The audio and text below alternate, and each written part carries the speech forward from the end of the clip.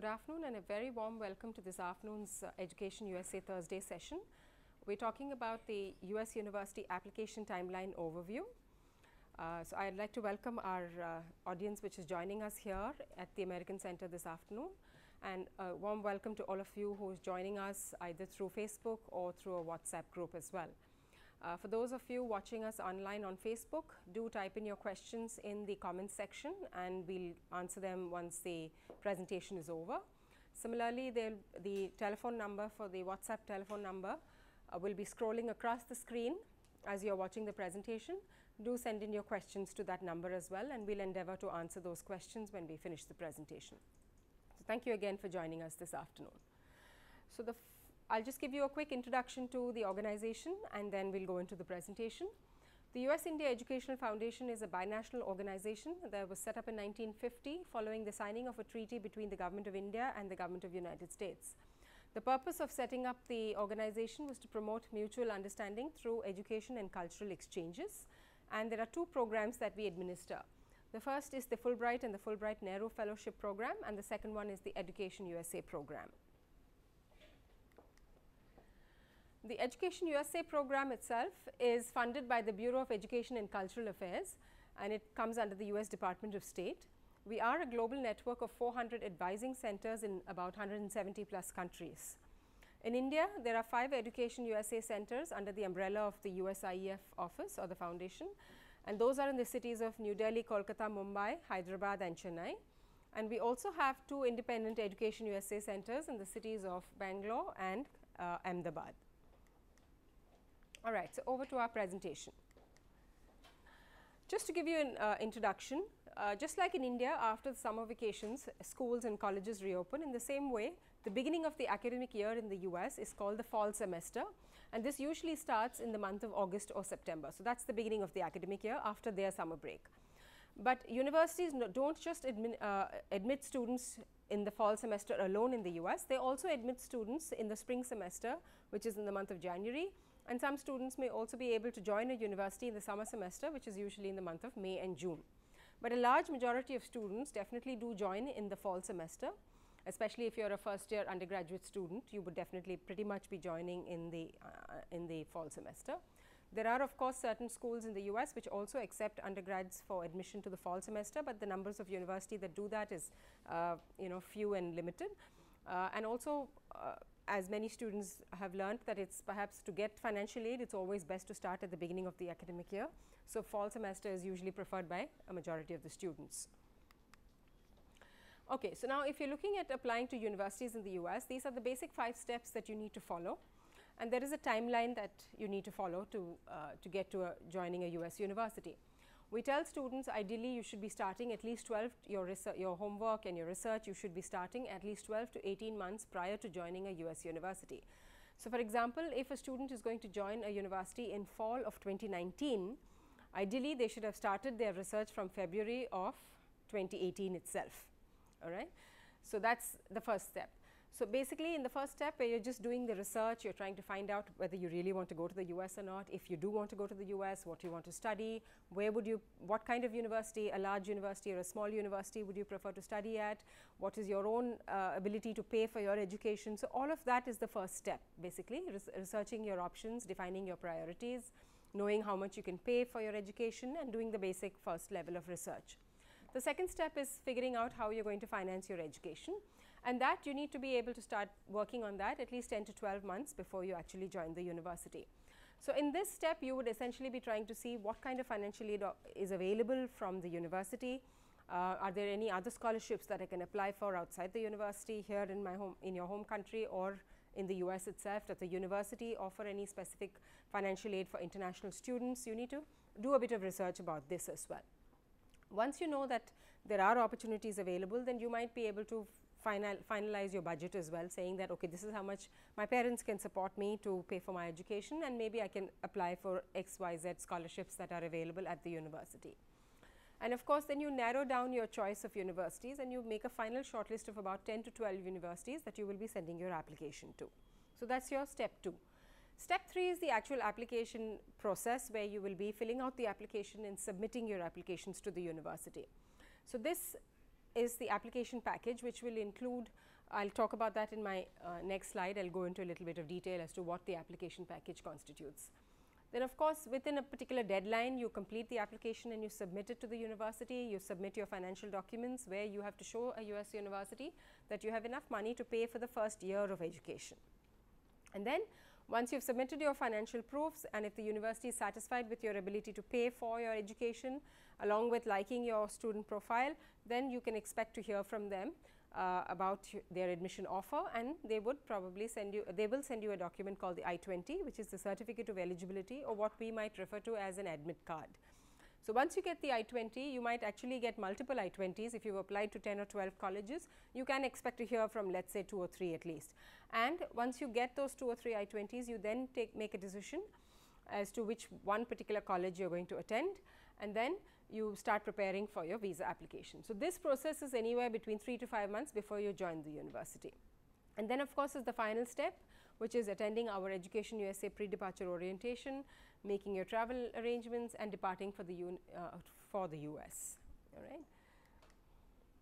Okay, so I'm just going to take you through that timeline. As I said earlier, if your student is hoping to join in the fall semester of 2019, then you should start your research somewhere around February 2018, and it can go on till about August of 2018. So you finalize your shortlist and identify those 10 or 12 universities that you're going to send your application to. Anywhere between May of 2018 to about August of 2018, you do make the final thing. Here are some good websites that you can use to help you with shortlisting. If you're an undergraduate student, you can go to the Big Future website on the College Board web page. You can also use the petersons.com, that's also a good one for undergrads. You can use the College Navigator, there's another website that you can use. And if you're going for a master's degree or a PhD program, you can look at both Petersons as well as gradschools.com. These are two good ones. If you're specifically looking at PhD programs, then you can look at this website called phds.org. So these are some of the websites that you can use for shortlisting universities. But what you need to remember is when you are shortlisting universities, it's very, very important that you check the accreditation status of a particular US university. And to do that, there are two websites that you can go to. One is called the Council for Higher Education Accreditation, or the CHIA website, and the other one you can check is the US Department of Education website. You can go to that website and search for accreditation information or accreditation status of US universities. Please be sure to only apply to universities that are accredited and whose accreditation status you have checked on either the CHIA website or the US Department of Education website. Okay. So then comes the next step, which is doing your test preparation and completion. Now, at the undergraduate level, you will have to take either the SAT exam or the ACT exam along with an English language proficiency exam. If you are applying for a master's degree or a PhD program, you would have to take the GRE along with an English language proficiency exam like the TOEFL, IELTS, or the Pearson's test for English. And if you're going to do an MBA in the US, then you might be required to take the GMAT exam along with an English language proficiency exam like the TOEFL, IELTS, or the Pearson's test for English. So taking those tests also, you need to make sure that you're following the timeline, and anywhere between the score for for SAT exam, ACT exam, the GRE or the GMAT, the scores are valid for 5 years, whereas for the English language proficiency exams like the TOEFL, IELTS, or the Pearson's test for English, the scores are valid only for 2 years. So please keep that in mind, and the score should be valid at the point of which you are joining the university, not just when you're applying to the university. Make sure that the scores are valid till the point that you join the university. So keep those things in mind, work backwards and figure out when it is that you will ideally take those exams. Of course, if you are going to take them in the year before that you are leaving for the US, then you can anywhere between May 2018 and September 2018, you can take those exams. Yeah, so as I said, if you're going for undergraduate study, you will be taking the SAT, ACT. Sometimes universities, if you're taking the SAT, a particular university may also require you to take a SAT subject test, and of course the English language proficiency. And similarly for graduate studies, it will be the GRE or the GMAT and the English language proficiency exams. Okay, so what are some of the criteria to consider when you're shortlisting university? Well, we tell students that when you're doing your research, do come up with an Excel sheet that will help you put your information together. It makes life much easier if you have if you're comparing a university on different parameters, and if you can put it all together in an Excel sheet, it really makes life easier to do the final shortlisting. So, here are just some criteria that we have given you. So, your first column on that Excel sheet is going to be the university's name, what program that you are applying for, which region in the US is the university located. So, region is important, or the location is important from 2 points of view. One, of course, from the climatic geographical sort of point of view, but it is also important from a networking point of view. So, are there enough organizations or companies or research institutions located in that city where you are applying to, which will provide you adequate internship opportunities when you are eligible to start those internship opportunities. So, you want to make sure you are located in a state where it will be easier for you to approach organizations for internship opportunities as well. Then, of course, you look at the cost of education, which includes your tuition, your health insurance, your books and supplies, and your living expenses. So, you want to compare the cost of education between the different universities as well. What is the application deadline? Sometimes the financial aid application deadline can be much before the actual application deadline. So, do check that with every university that you are applying to, so that you do not end up missing out the international student financial aid deadline. So, do check on that. Also check what is the eligibility requirement for an international student for each program at whichever, and each university you need to check on their particular website or on the department page. If you are a master's student, then you must go into the department page as well and check. Otherwise, you can look at the graduate admissions page. If you are applying for a bachelor's degree, then do look at the undergraduate applications page for the international students to see what are the specific admission criteria this university requires of international students. So, do make sure you check that. It could vary from university to university. So, do make sure to check that as well. Then, of course, acceptance rate at a particular university. You will notice when you are doing your research that public universities which are funded by the state, the acceptance rate will be quite high. For example, let us take Rutgers University is about 56% acceptance rate, whereas if you on the other hand take a private university like Princeton, it has an acceptance rate of 6.5% only.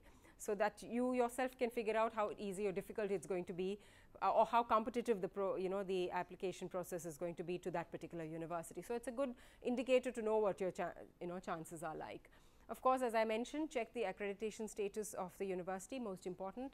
Internship opportunities is another thing that you should be looking at. So, these are just some of the criteria that you can consider. You can look at alumni placements, you can look at the setting of the university. For example, if the university is located in an urban location, a rural location, or if it is in a suburban location, because that setting of the university, the location setting will also impact the living expenses. So, if you are going to study in a city like New York or Los Angeles, cost of living is going to be much higher than if you are going to study in a Midwestern region like Arkansas or Indiana or somewhere like that. So, keep that in mind also. So, these are other things that you can look at when you are shortlisting universities.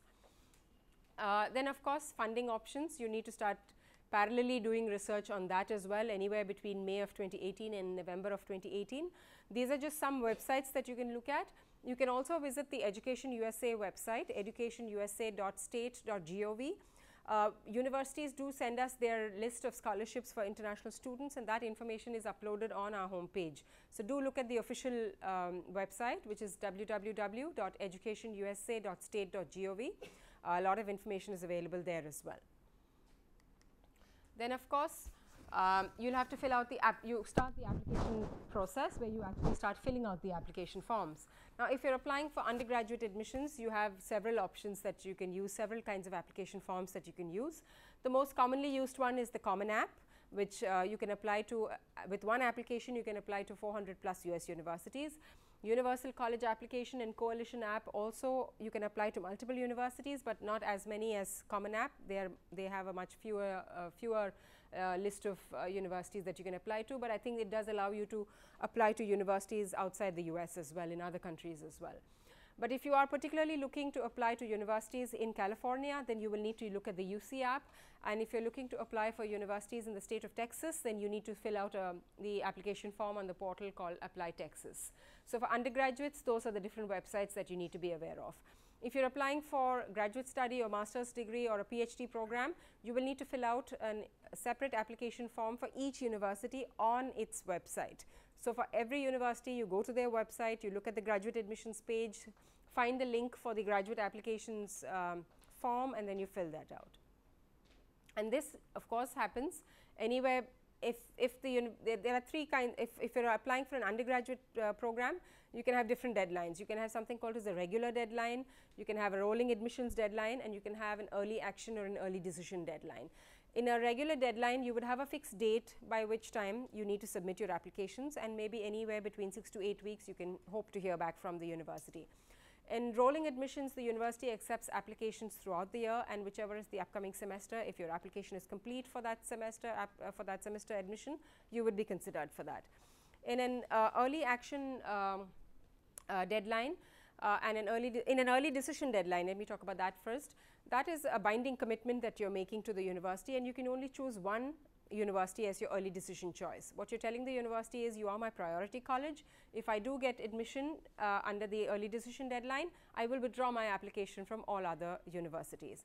In the early action choice, you can apply to multiple universities, but there is no, it's not a binding commitment. Even if you do get admission, you don't need to withdraw your application from other universities. You can wait to consider the other offers as well that you get. All right. Now, the early decision and early action deadlines are usually anywhere between October to December. So, if a student is applying for fall 2019, then October to December 2018 will be the early decision, early action deadlines. Regular deadlines might be somewhere in January or February, depending on the university. If you are applying for a master's degree, again you will start applying for anywhere from, some universities may start early from June itself, but most of them anywhere after October. So, if you are applying for fall 2019, from October 2018, you can start to expect filling out applications and submitting them from October 2018. It can go on even till Feb or March next year, depending on when the deadline for that particular university is. So, because you are applying individually for each university as a master's student, you need to make sure you check the deadlines for each university. It could be different dates. There won't be one deadline for all universities. So, you need to independently check for each university what their deadline for admission is if you are applying for a master's or a PhD program. Okay. So, what are the things that go into the application package? What is it that you will be sending out to the university? Whether, irrespective of whether you, as I've already mentioned, the different forms that you use for the undergraduate application, and for the grad application you apply independently to each university. You will be filling out online applications irrespective of whether you are an undergrad applicant or a grad applicant. Do check the application as well as the financial aid deadlines. As I mentioned, sometimes the financial aid deadline could be before the application deadline. So, make sure you don't miss out on a good scholarship opportunity. So, keep track of that. You need to also submit attested copies of your education credentials. So, if you are a high school student, up to the first semester or first term of your 12th grade, so 9th to 12th grade, and the first semester or term of your 12th grade marks, you will need to send all these mark sheets attested by the principal of your school. If you are a master's applicant or a grad applicant, you will be sending, if you are a current student, then you will perhaps have finished your 6th semester. So, get those 6 semesters mark sheets attested by the registrar or the controller of examination of the university under which your college comes, and you need to send those mark sheets. In case you have completed your degree and then you are applying, then you need to send the consolidated mark sheets along with the 8th semester mark sheets. All of these also have to be attested by the registrar or the controller of examination of the university under which your college comes. Then of course, you will report your standardized test score. This could be, if you are taking master's program, your English language proficiency score along with the GRE or GMAT, and if you are an undergrad applicant, either your SAT or ACT SAT subject tests along with English language proficiency test scores. This is what you will be submitting. Then you will need to submit 3 letters of recommendation, irrespective of whether you are an undergrad or a grad applicant. You have to get 3 letters of recommendation. If you are a high school student, ideally get it from 2 subject teachers, and if you have a school counselor, the 3rd letter can be from a school counselor. But if your school does not have a counselor, then you can get it from the vice principal or the principal. If you are a master's applicant or a grad applicant, you can get it from 2 subject teachers or maybe an internship supervisor or a project supervisor as well. This is whom you can get your letters of recommendation. Along with that, as part of the application, you would be required to submit an essay if you are an undergrad applicant, a statement of purpose or a research statement you will have to submit if you are a master's or a grad applicant, or if you are a PhD applicant. And then initially, in fact, most universities, you will be submitting all of these documents. And once they have reviewed your profile, if they like your profile, they will ask you to then submit proof of finances. When you are submitting proof of finances, you essentially need to show that you or your parents have enough funds to pay for the first year of education. And once you have submitted those proof of finances and the university has reviewed your ability to pay for that 1 year and they are satisfied with your ability to pay for your education, they would then send you the I-20 document. Okay, so this is the early decision, the early action, regular deadline, and the rolling admissions I was talking about for the undergraduate students. So, as I mentioned, early decision and early action would be between October to December. Early decision is a binding commitment. So, once if you do choose a particular college and they give you admission, then you will have to withdraw your application from other universities. Early action, there's no binding commitment as such, and anywhere between October to December you will have to submit your applications. Regular deadline could be anywhere between December and February, and rolling admissions throughout the year they would accept the applications, but before the start of a class for a particular semester, if your application package is complete, you might be offered admission for that particular semester. Okay. So, then once you've submitted all your documents, your application package is complete, you have submitted your financial documents, you then receive the I-20 and you can start your visa process only after you get the I-20. The visa that most of the international students from India would be applying for would be the F1 student visa, and once you get the I-20 you would need to pay something called as a SEVIS fee, Student Exchange Visitor Information Service fee, which is about $200, and then you fill out the visa application form, which you do at this website called ustraveldocs.com. You will need to fill out a form called the DS-160 form, and you will need to pay a visa fee of $160. Okay. And then you ask for schedule 2 appointments. As you fill out this form, you will be scheduling 2 appointments, one for your biometrics and one for the visa interview. So, once you get the visa is then when you start preparing for the pre-departure orientation. Just another point I would like to add on the visa process, even though you have received your I-20, you cannot apply for a visa. You can apply for a visa only within that 120 days period prior to the start of the program at the university. So, let us say your university, the course starts on 15th of August, work backwards 120 days, and in that period only you can apply for your visa. Even if you receive your I-20 much earlier, you can apply for a visa only in that 120-day period prior to the start date of your program at the university. Similarly, you can travel to the US only 30 days prior to the start of your program. All right. So, just be aware of that. Okay. For those of you who are watching, many of you might be looking at admissions for fall 2019, but if you have friends or family members who have received admission offers to US universities and are going to join a university for fall 2018, please do let them know that the pre-departure orientation program that we are organizing this year is going to be on 6th of July.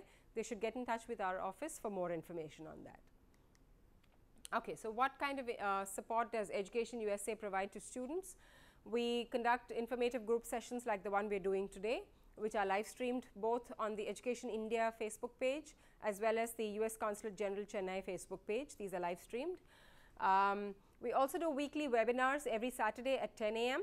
Where either an Education USA advisor or a US university admissions representative or a faculty will speak on a particular topic, and students can then ask any questions they have on the chat box of that webinar platform. So, that is something else that we do. We also provide one-on-one personalized advising, which is for a small fee, and any walk-in student can get accurate, current and comprehensive information about studying in the US, and we also provide access to a reference library which is there at all our Education USA centers. So, just a quick reminder again for those going for the fall 2018 admissions, we are having 2 upcoming visa information sessions. The first one is on Thursday, May 17th, 2018, and the second one is Thursday, June 21st, 2018. And the pre-departure orientation is on 6th of July 2018, and the topics we will be covering are F1 visa regulations while in the US, pre-travel arrangements, social and cultural integration, campus life, academic integrity, as well as general do's and don'ts. So, do get in touch with the nearest Education USA center at a city that is located close to your location, and check with them about the date for the pre-departure orientation. In Chennai, the pre-departure orientation will be on 6th of July. All right. So, these are our contacts. This is our YouTube page. We have a lot of free videos available on different topics relating to the US university application process. So, do spend some time looking at those videos.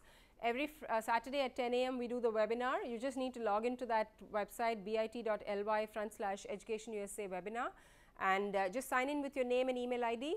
and you can log on to that session. If you want to know what information session we are doing every Thursday here in the American Center, or what is the topic for the webinar every Saturday, then do go to our website usief.org.in. The calendar of events for the 5 Education USA centers located within the USIEF umbrella, those are put up here on our USIEF website. We update that at the beginning of every month. So, you just need to go to that website to check our calendar of events to know what is the upcoming event or webinar that we are hosting.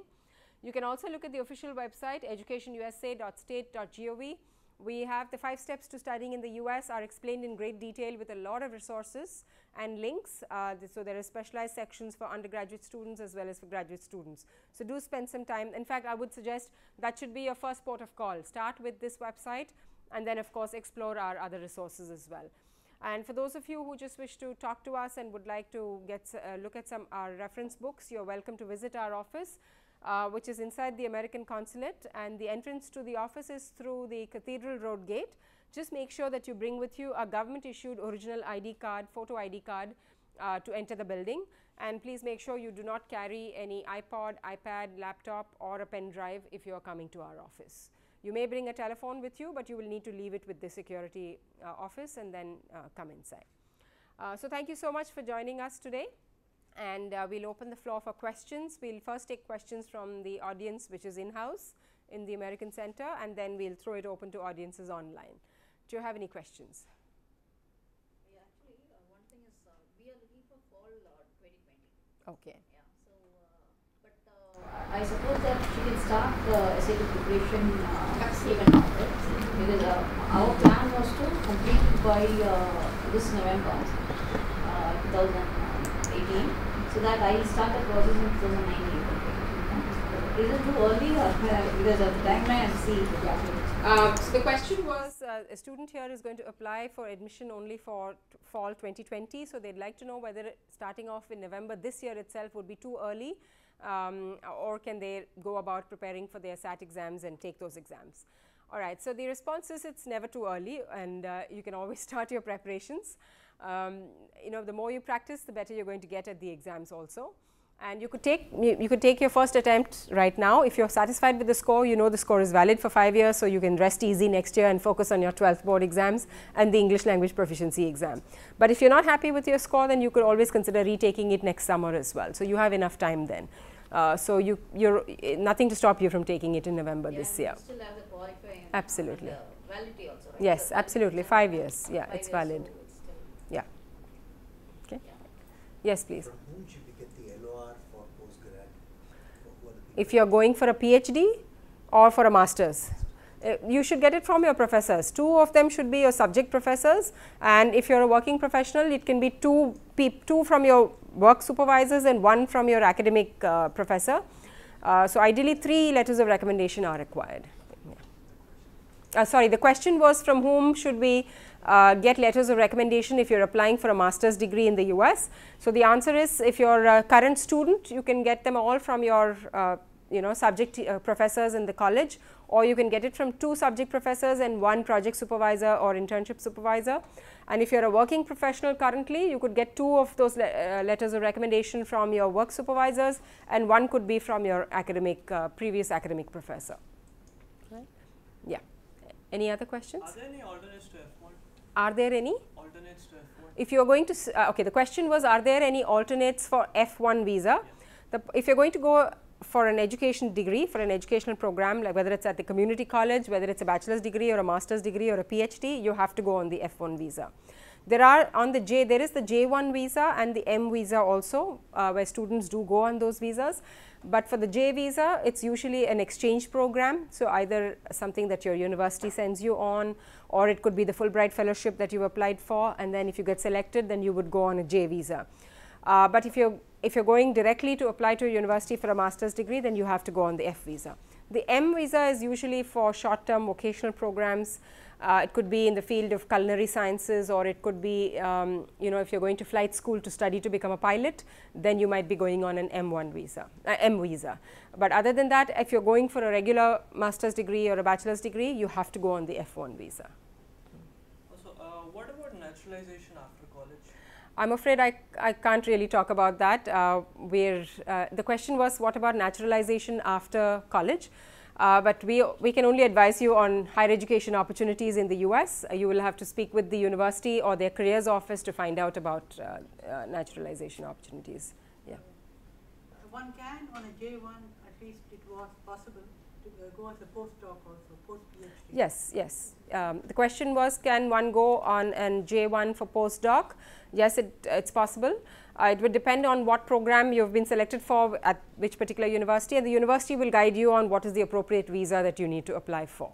Well, if you personally can answer this question, the naturalization that you are, suppose you go on an F1, you complete your project on F1, then you become a J1, say you do studying a PhD, post-PhD, postdoc, J1. And after that, you move on to H1. Somebody sponsors you for work based on your qualification, a company or the university. Your student advisor's office will give you a H1. And after that, you apply for green card. It takes 5 years, and it will take some time to get your green card. And once you are a green card holder for 5 years, you become a citizen. All right. Can we have other questions, please? So that is one route.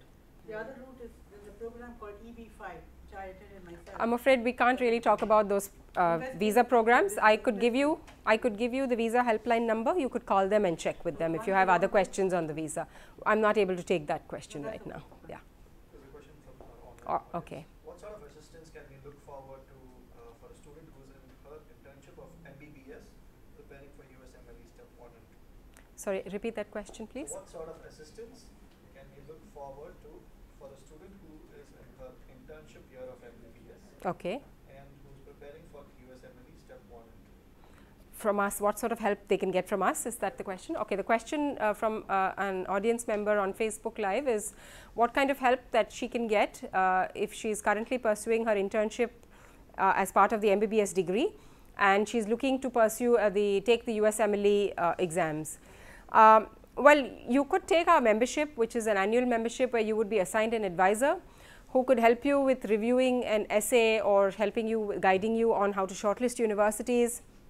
You could have access to some of our reference books, but we don't really have any USMLE prep books as such. So for that, you may want to just visit our office and talk to us to find out how exactly we could help you. But for general guidance, you are welcome to walk in and talk to us as well.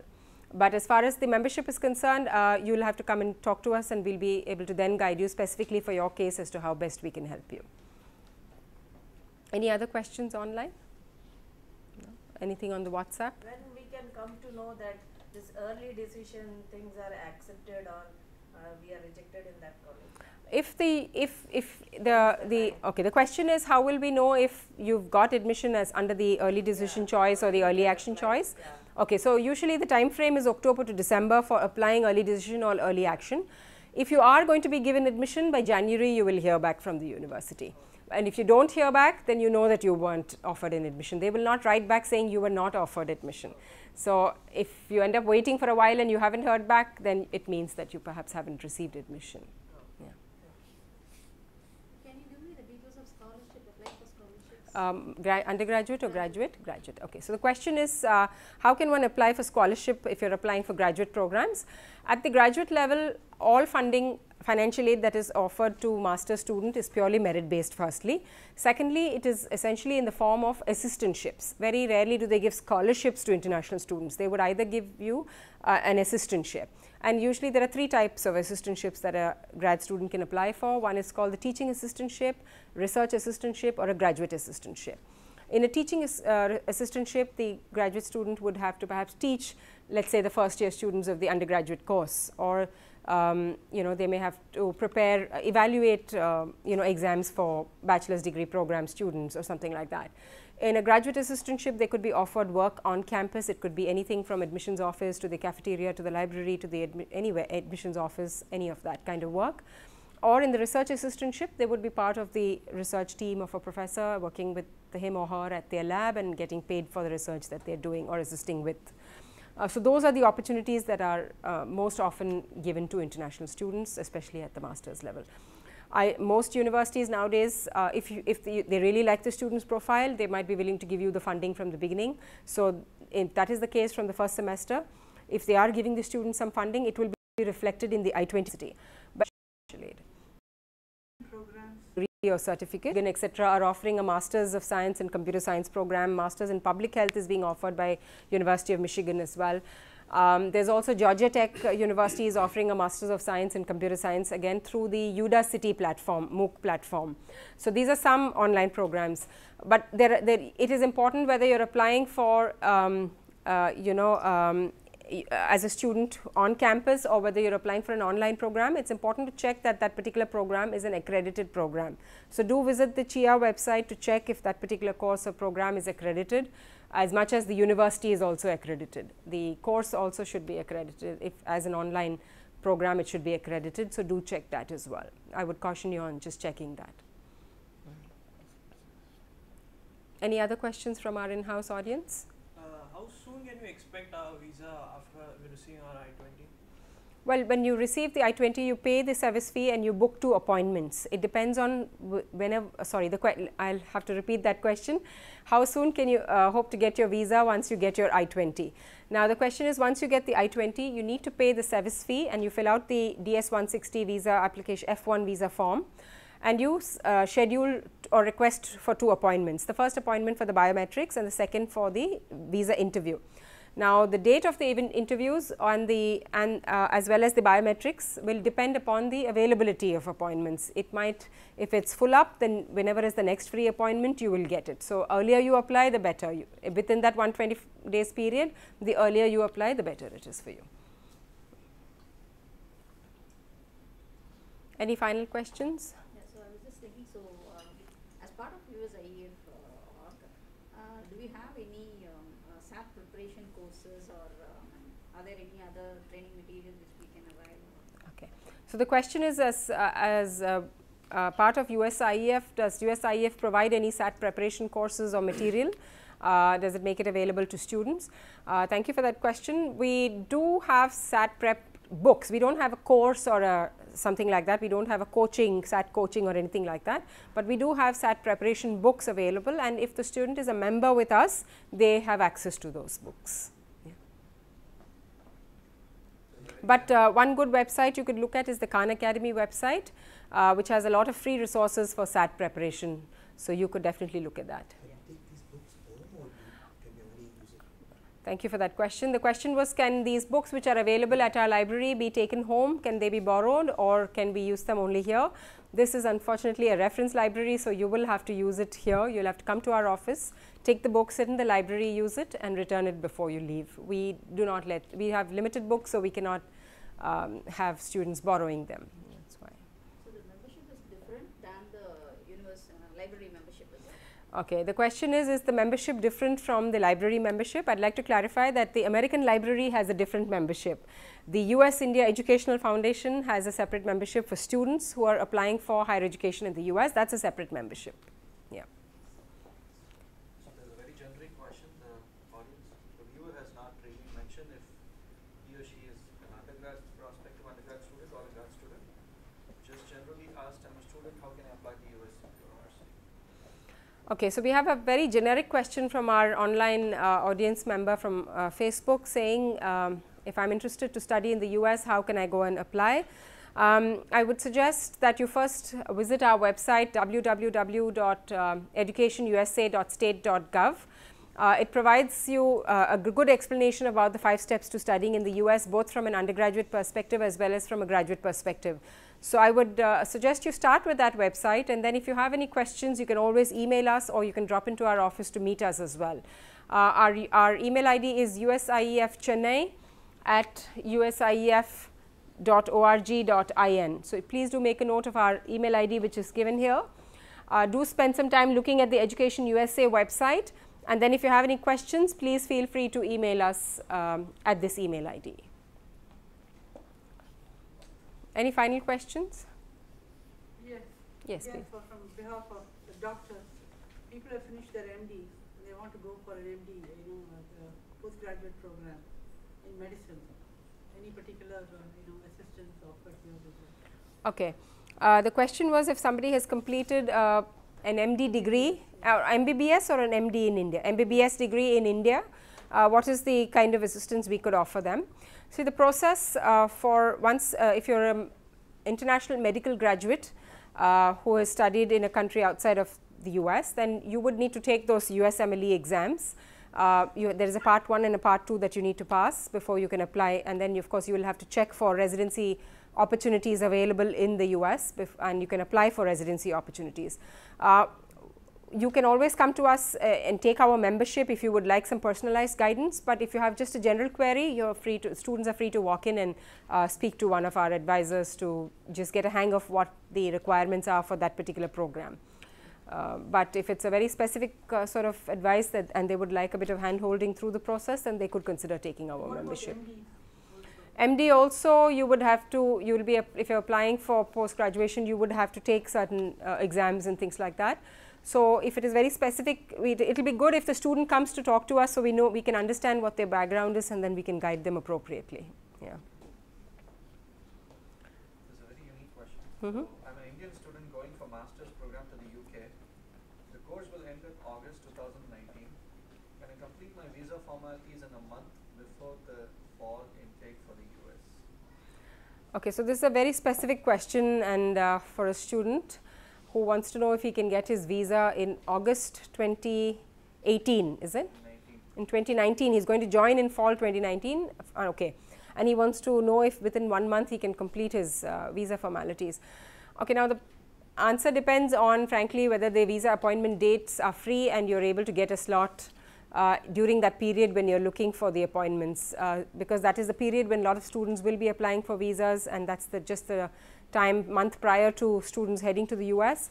If you are able to get an appointment date and you know, you can come for your interview, but then depends on whether you get the visa or not would depend on that interview. So, firstly you need to make sure that a date is available for you to attend the interview, and then of course depends on the interview itself.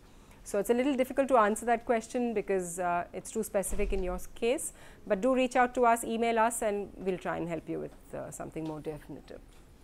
Yeah, one question I do have, students, people ask me the quota for student visas. Is there a particular quota for a year? No, the question is there any particular quota for student visas for a particular year? Given our understanding, there isn't anything like that, but if you have any specific questions on the visa, we could share our visa helpline, official visa helpline numbers, and you could call them and check with them about that, please. Yeah. All right, so thank you so much for joining us. Thank you to our online audience and those who sent in questions both on Facebook as well as on WhatsApp. And a big thank you to those who joined us in-house at the American Center this afternoon. We look forward to meeting you at our upcoming sessions as well. Thank you again for joining us. Thank you.